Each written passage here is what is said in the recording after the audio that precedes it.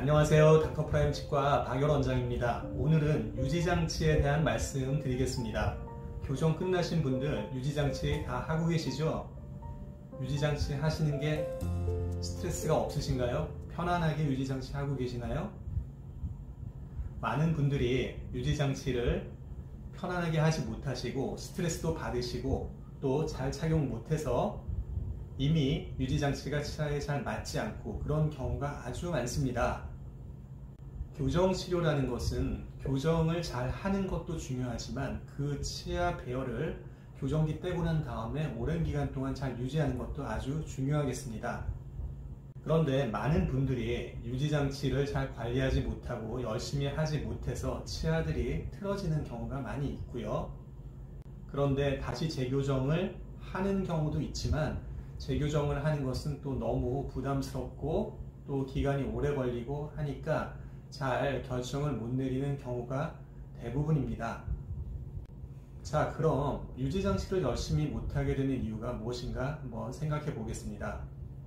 교정이 다 끝나고 나면 치과에서도 그렇고 환자분도 그렇고 별로 이제는 다 끝났다, 이젠 끝이다 하는 그런 생각이 많습니다. 그래서 유지 관리에 별 신경을 쓰지 않는데 제 생각은 유지장치를 착용하는 것은 스트레스가 없어야 됩니다. 교정하는데도 스트레스 많이 받았는데 끝나고 또 스트레스 받으면 안 되겠죠.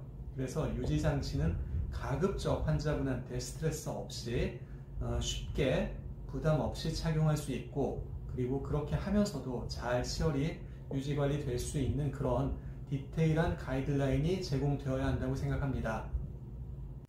하지만 실제 치과들이나 환자분들의 상황을 보면 안 끼면은 치아가 틀어지고 이러니까 열심히 해주십시오 하고 그냥 끝나는 경우가 대부분입니다. 그리고 나서 환자분들이 잘 착용하지 못해서 문제가 생기면 환자분이 유지장치를 다시 만들거나 아니면 심하면은 다시 재교정을 하거나 이런 식으로 악순환이 일어나는데요.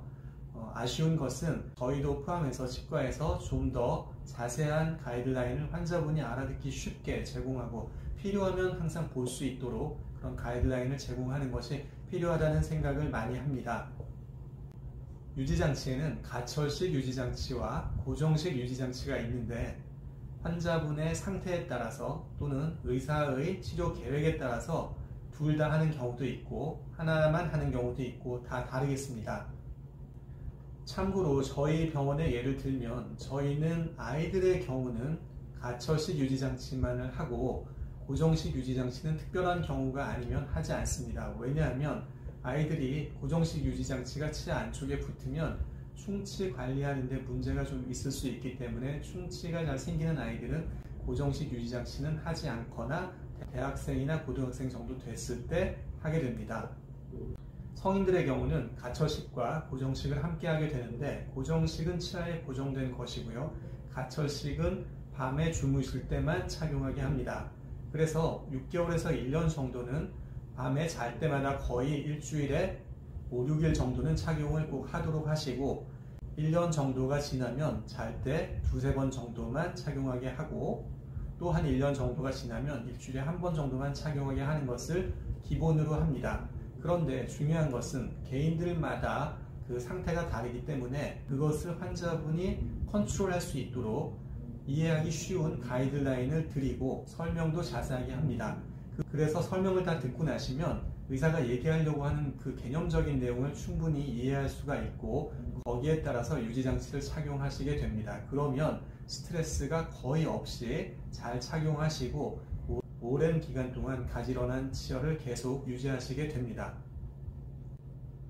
그리고 유지장치를 착용하다 보면 여러 가지 다양한 그런 돌발 상황이 생겨서 환자분들이 치과에 가셔야 될 경우도 생기고 또 궁금한 경우도 생기는데요.